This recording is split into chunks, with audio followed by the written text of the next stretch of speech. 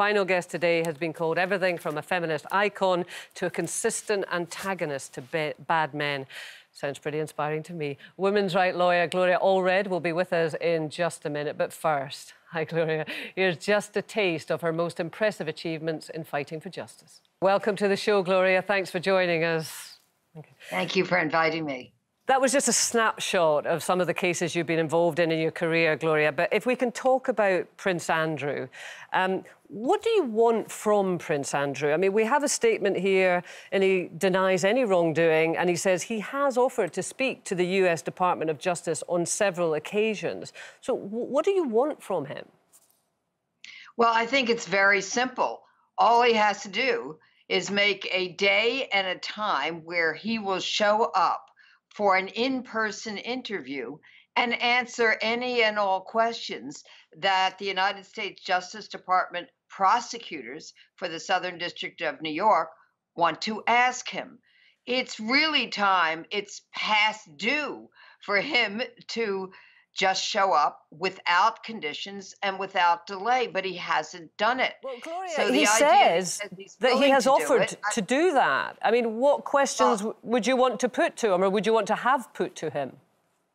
Well, when you say he's offered to do that, has he offered to do it in writing, where he has time to prepare the answers with his attorneys, or in person, where he just has to answer question after question? And I think it's really important for him just to show up in person. So this vagueness about why he will show up, when he will show up, if he will show up, under which conditions he will show up, it just doesn't work because he hasn't shown up. If he has nothing to hide, if he's done nothing wrong, why doesn't he provide the relevant evidence that he must have? Relevant meaning that he stayed at the home of Harvey Weinstein. He was a guest in Manhattan and at other properties. Gloria, not of Harvey Weinstein, of Jeffrey Epstein. And he has information that is relevant. And he shouldn't cherry pick that information. He should just provide it. Okay. Well, let me just reiterate, Gloria, the Duke of York, Prince Andrew, does deny any wrongdoing. So I just need to say that. But Janet? Yeah, I want to ask you, Gloria, you say you want him to appear in person, but would you be satisfied if he made those statements and submitted to questioning in the UK? Well, that's fine. He can do it in the UK.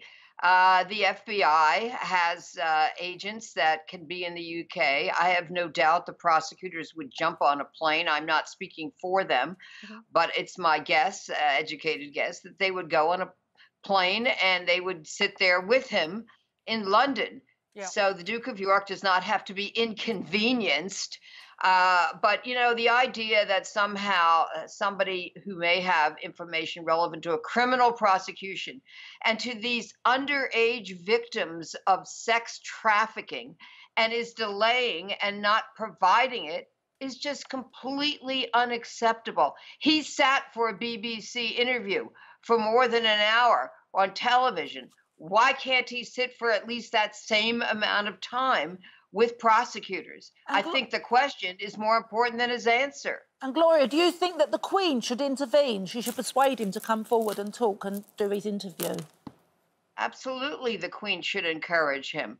After all, honor and duty, aren't they the hallmarks, or supposed to be the hallmarks, of royalty and the Queen? And he has embarrassed the Queen. He has shamed the royalty and, you know, as he calls it, the firm, his side. He has brought scandal upon them. And we all know that. And we know that, you know, it's the Queen is not to fault here. Yeah. So she may have already encouraged him to do what I'm going to call the right thing.